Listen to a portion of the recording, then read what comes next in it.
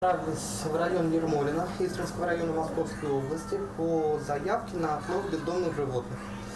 Приехав на место, мы услышали писк, который раздавался неподалеку. Начали искать источник этого звука, чтобы помочь животным. Пройдя некоторое расстояние, мы заметили, скажем так, местных жителей, скорее всего, бедных местных жителей, которые нам жестами показали, где находится животное.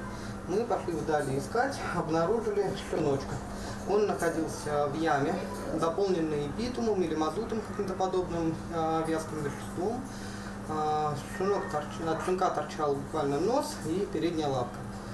То есть он практически уже потонул.